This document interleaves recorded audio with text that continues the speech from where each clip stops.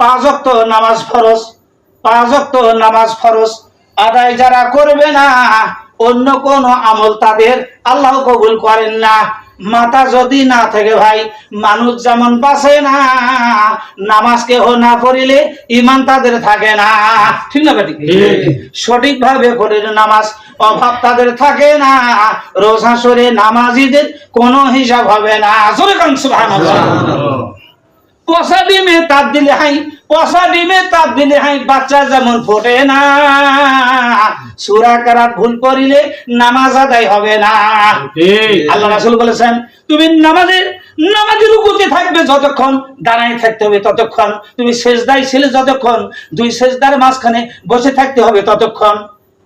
খালি হুপুর হুপুর সেজদা করলে খালি মাথার ট্যাপ গালি হবে না, খালি আসে মসজিদে।